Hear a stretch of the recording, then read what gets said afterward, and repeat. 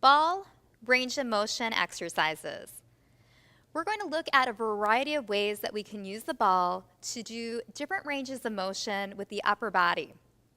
The ball, anytime you bring this out, it creates a sense of play and fun. So normally when this ball comes out, your students' faces light up and they smile. It's also incredible because it provides a focal point for your students as they're moving. So it can help control your students' movement. So we are going to, again, look at range of motion exercises, starting seated in the chair, our first progression. So your students are seated, and we want to think of that concept, what goes up must come down. Because if we stay up all the time, it can actually stress out the shoulder joint. So when we're using the ball, think of that. What goes up should come down, because we don't want our students' shoulders up in their ears. So there's all kinds of different movements that you can do with the ball. This is great to include in the warm-up or even into your circuit exercises. So thinking of taking that ball forward, putting something up in the cupboard, taking it out to the side at an angle, up into the cupboard, to the opposite side at an angle, and then up into the cupboard. And then maybe playing, giving your students free rein. You know, just take the ball, put it up, all different levels. Variety. Because in life we move in all different ways. And then bringing them back in. We can also make the letter V, getting a little rotation. So making a V. And think of all those times you have to reach up, having that shoulder mobility to put your dishes away. Coming in center. A great chest opener using the ball, we call it the tray toss. You can call it whatever you'd like. You're going to balance the ball in your fingers. You're going to open your chest, and then you're going to come in and you're going to switch. Woo! And if you lose the ball, you know what? It's extra exercise, right? Or maybe you as an instructor, you can help your students out. Again, just opening, balancing that ball lightly in your fingers, and releasing. We can also do figure eight. So it's a sideways figure eight, getting shoulder mobility and rotation. You can tell your students to pretend they're rowing, they're in a canoe, and then coming center. For finger mobility, you can just take your fingers, roll the ball forward, and then reverse it, rolling backwards. So using all the joints of the fingers.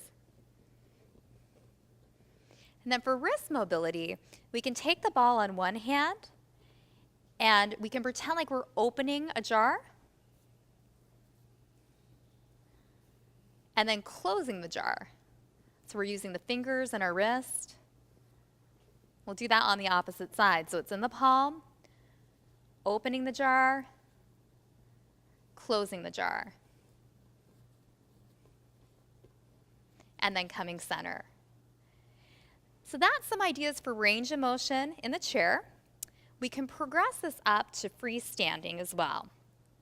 Now, one thing to note is that if your students need that light support, it's going to be, you can't move the ball with just one hand. So this is either going to be for seated or for your students who are able to freestand strongly and confidently.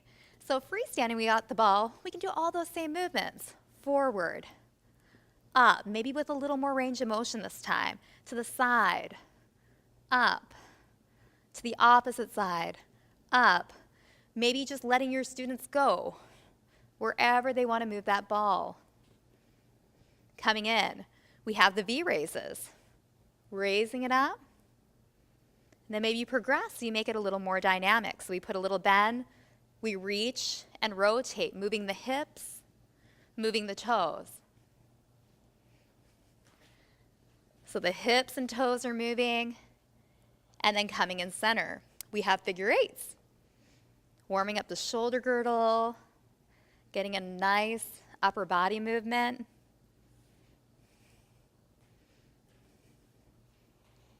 And then coming back in center.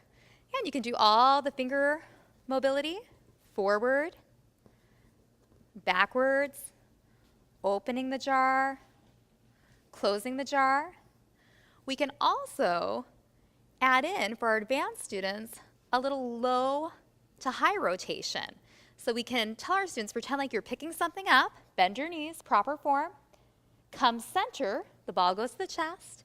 Now turn your entire body and bring it all the way and place it up.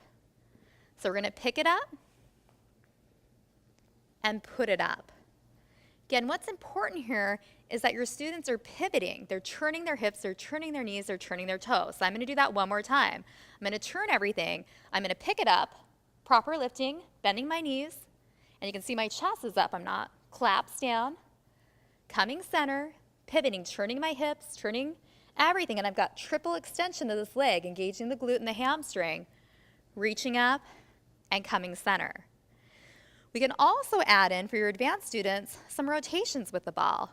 So we can bring the ball close to the body, and we can just start rotating hip to hip.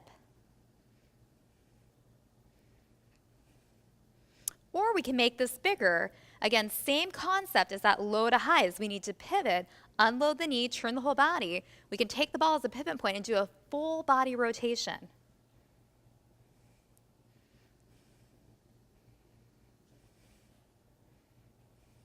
And again, if that bothers your student's shoulders, just have them bring it closer into the midline. And then coming center. We've got the tray toss.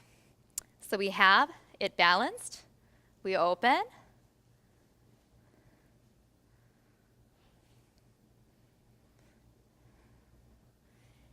And then come in center. So there's a lot of different things you can do with the ball. Again, it works really, really well in the warm-up. It works great when it's intervaled in to your circuit as well. Again, it provides a focal point. If your students' hands ever feel uncomfortable, make sure they're not gripping the ball like this. They can open up their palms and just simply hold it right here. So that's some range of motion ideas with the ball.